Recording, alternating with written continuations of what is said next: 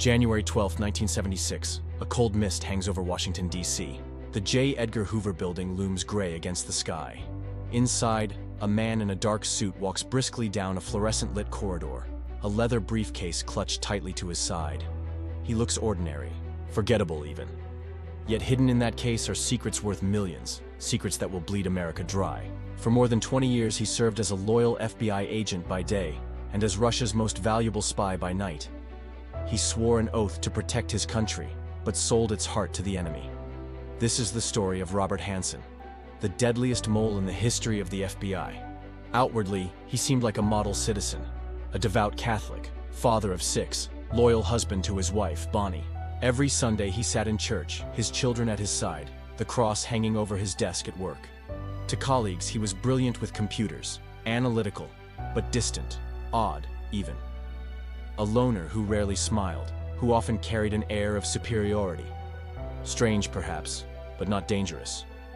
No one imagined the scale of his betrayal. It began in 1979. One evening, Hanssen walked into a park carrying a plain brown envelope. Beneath the branches of a lonely tree, he placed the packet down.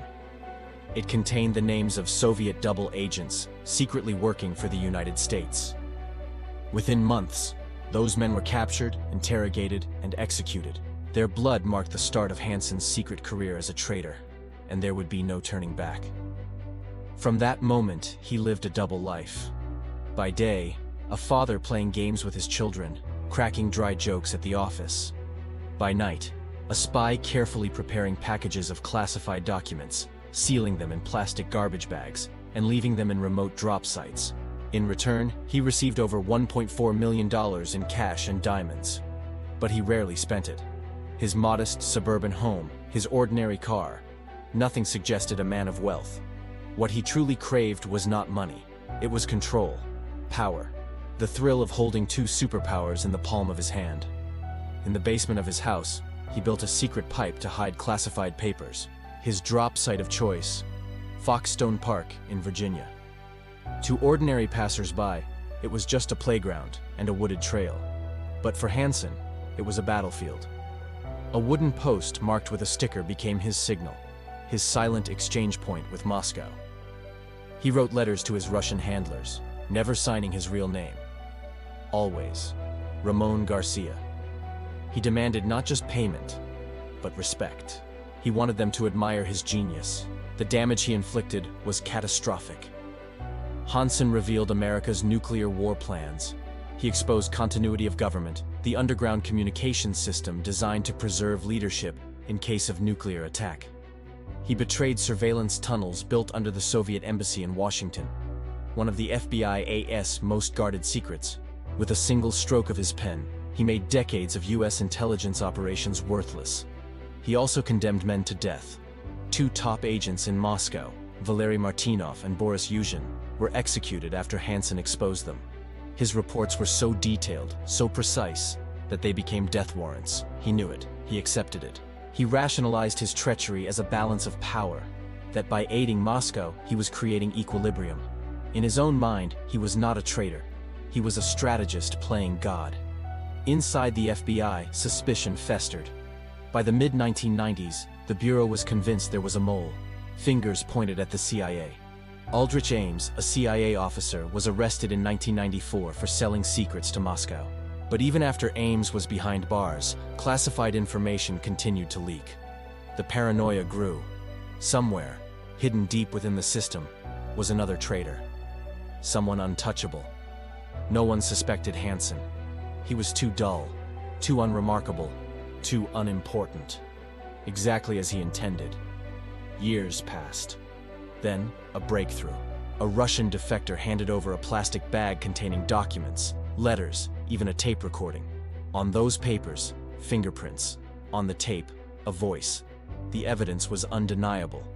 The mysterious mole known as Ramon Garcia was Robert Hanssen. It is February 2001. Foxstone Park lies silent under a cold winter sky. Hanssen walks slowly toward the wooden post, a black garbage bag filled with classified documents in his hand. He looks around carefully, scanning the trees, the path, the shadows, all clear. He kneels, places the bag at the base of the post, and straightens up. For him, it is just another routine drop. But this time, the FBI is watching. Dozens of agents hide in cars, behind trees, waiting for the signal. The moment Hanssen turns his back, they move. He is tackled, pinned, handcuffed. For the first time in 2 decades, the hunter becomes the hunted. Hanssen looks his captors in the eye, his face emotionless. And with chilling calm, he asks only one question. What took you so long? In court, the evidence is overwhelming. Hanssen strikes a deal to avoid the death penalty.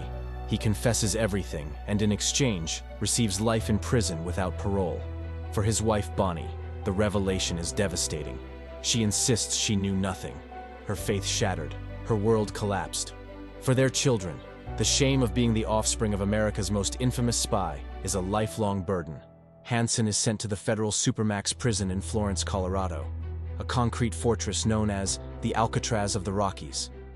There, he spends the rest of his life in silence, isolated, stripped of the secrets that once made him powerful. No church, no park, no coded letters, only walls, barbed wire, and time. On June 5, 2023, Robert Hanssen is found dead in his cell. The most damaging spy in FBI history, gone. His betrayal had cost lives, billions of dollars, and left wounds that may never fully heal. For 20 years, he fooled his colleagues, his family, his country. He smiled, he prayed, he saluted the flag, while quietly dismantling the very institution he served. The danger was never outside. It lived within the FBI itself, and his name was Robert Hanssen.